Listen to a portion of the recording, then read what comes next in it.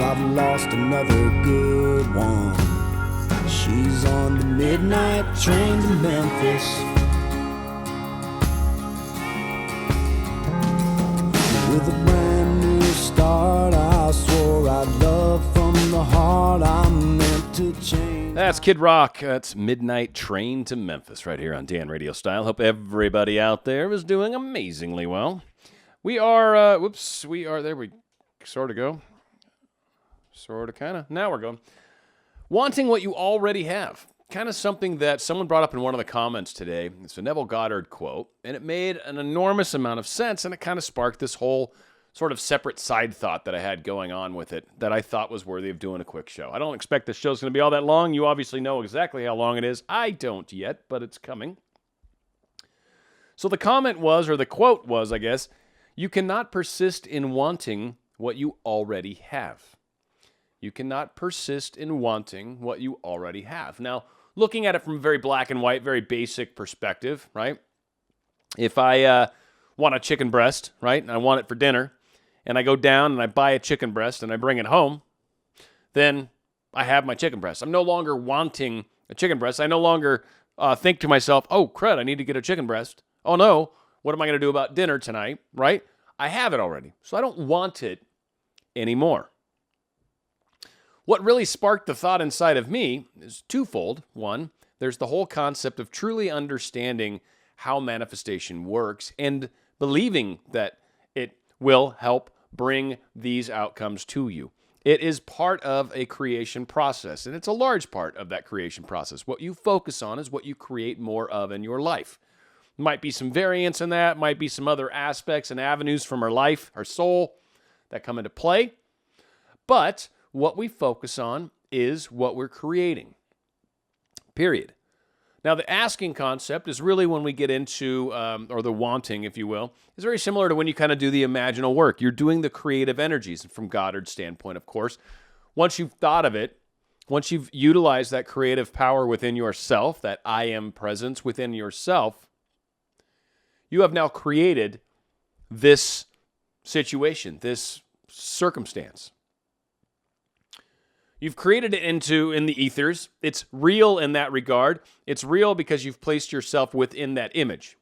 It may not have manifested into your physical reality yet, but that doesn't make it any less real. Now, I guess the one thing I'll say to qualify that, though it's a tough qualification, I'll give you that up front, but for those of you that have any sort of concept of the afterlife, which again is sort of a faith-based thing nonetheless, there is a continuation of the energy of the soul. We don't necessarily question whether it's there or not, right? We believe it is, and for some of us that maybe have experienced some extrasensory situations, some interesting moments with people that maybe are on the other side of the veil, there is this knowing that these people are there, and so thusly it's already real. It's reality. Just because I don't see it currently here doesn't mean it's not real. It's not on some sort of other veil, some other dimension, some other reality, whatever works. I mean, it's probably all the above to some way, shape, or form. So understanding that once we've created it, once we've manifested it, once we've seen it in our minds and basically seen it within ourselves and us enjoying it in our hands and right our possession of this, or this person's right in front of us and I'm imagining being with them, I'm feeling that whole experience of being with them and what that would be like, and I'm holding that feeling and it's very real, right? And what we're doing is we're creating a real situation. We are imagining a scenario and it is now real. We have it. It's ours. We created it. It just needs to come into fruition. It just needs to kind of thicken up, if you will. It needs to increase in density, and then it will show up in our physical reality. Now, many people say, I don't see it. It must not be here. I don't see it. It must not be happening. I don't see it. It must not work. And so we ask again, or we keep wanting what we've already asked for. We keep wanting what we technically already have.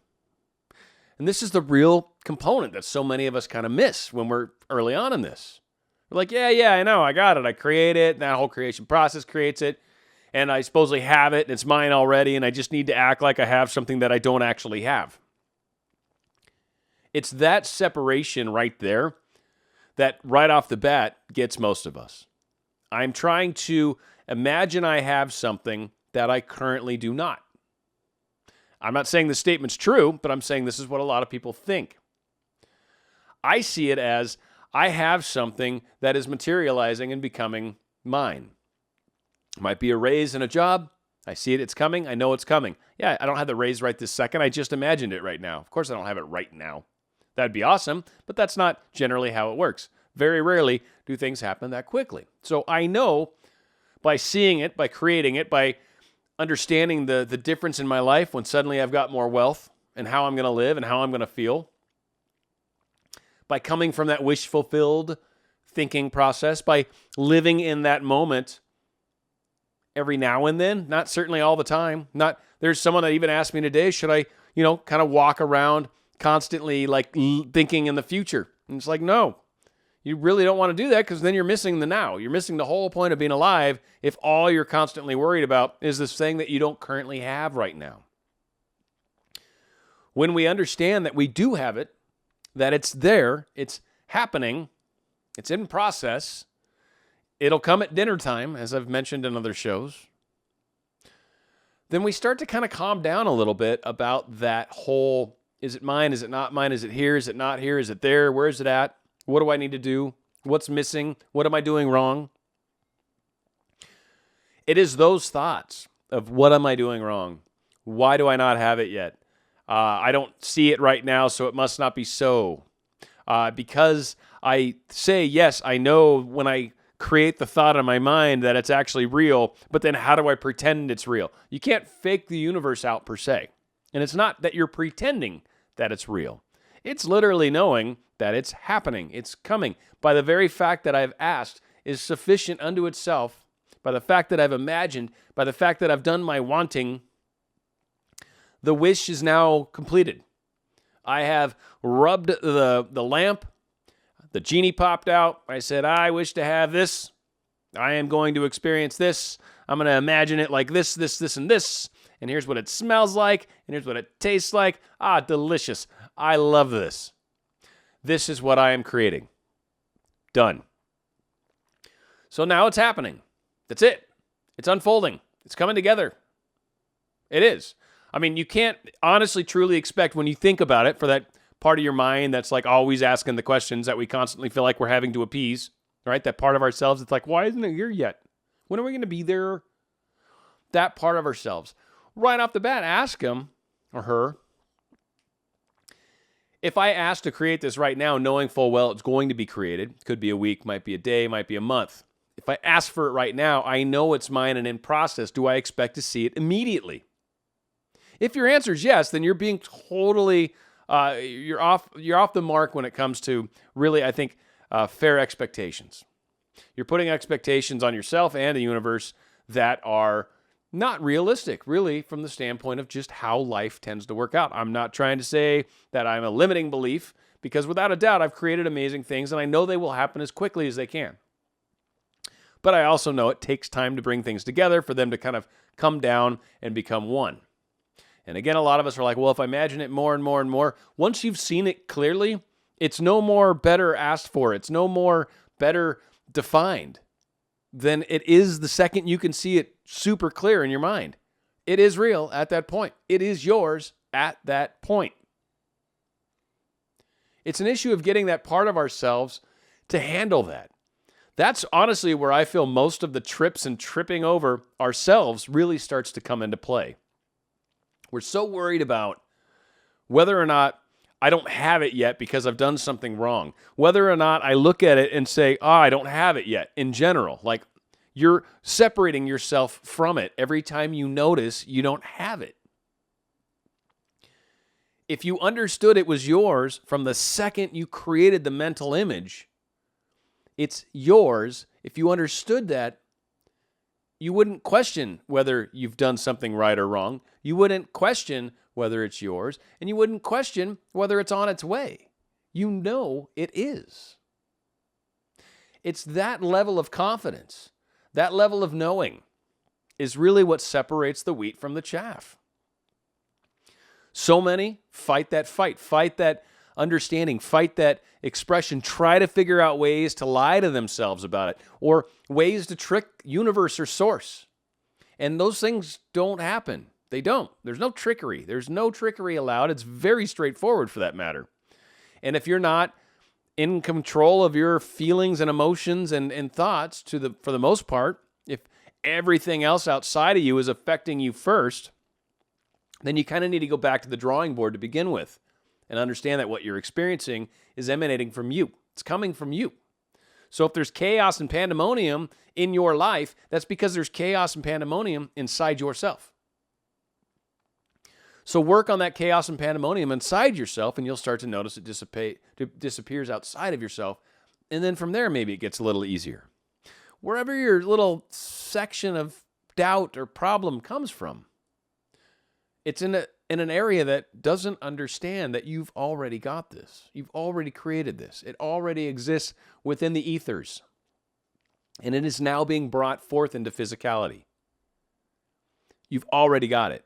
That's what they really mean by it truly is already yours. It is already there. It's just on that other side of the veil. It'll show up on the silver platter with dinner, right? It'll show up when it shows up. But it is real. I can see it clearly. I know it's there. I know that reality is true, and I know that reality exists. And I am just merging my reality along with that reality. I've got my merge blinker on, right? And I'm in traffic and I'm waiting to merge into that reality. It's no less real than that fast lane over there that I'm currently not in. I can get into it. I am heading over to it because I'm traveling a great distance, right? I'm going to get to that lane. I know that lane is there. I'm not currently in it. And traffic seems to be moving faster over there. It looks better. And I'm heading over there. We will get to our destination. It's the doubting that we're heading towards our destination. It's the doubting that I can get into the fast lane. It's the doubting that dinner is coming that creates the separation and the slowness. It's not anything you're doing wrong. It's not imagining properly. It's the fact that we continue to ask for what we want. We continue to re-emphasize what we want because we don't believe we have it. It's not because we think we're going to make it happen faster, because if you look at really what's going on with that, it's because I don't have it now. I don't believe it's happening quick enough. I don't believe it's happening. So I'm trying to speed it up. I'm trying to get it going quicker. Understand you have it already. It's coming to fruition as quickly as it possibly can. And what you've called into play because of what you're manifesting, there's probably some other things that come along with that. Maybe in the relationships, maybe it's a better job, maybe it's a better place to live, maybe it's a better car, maybe there's some things that come into play. It's not just dating somebody, but maybe that somebody wants to be able to move out from her parents' house and move in with somebody. And if you're not somebody that's got a place that she could move in with, well, you're not fulfilling her desires and wants too, so you're not putting yourself in a place where you can have her, to use an example. Things come along with this, like the show I did yesterday. There's things that come along with our manifestations. Sometimes it's that extra stuff that's kind of slowing us down. It's not the fact that we've not asked for what we're asking, what we desire correctly. It's not that we've asked wrong. It's not that we've done something incorrectly. May not even be the fact that we truly believe this is working out.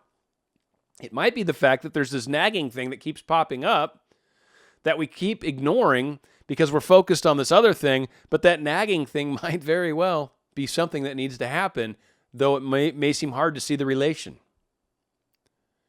Your creation is happening. There's going to be things that need to happen with it, and sometimes they're not as obvious until after you've dealt with them or moved forward with this other thing, this other aspect. Maybe it's a job, maybe it's a car, right? Whatever it is.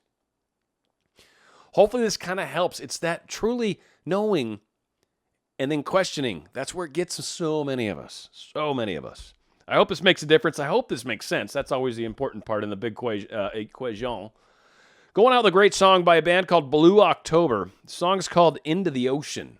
It's right here on Dan Radio Style. Sometimes it feels just like I'm falling in the ocean.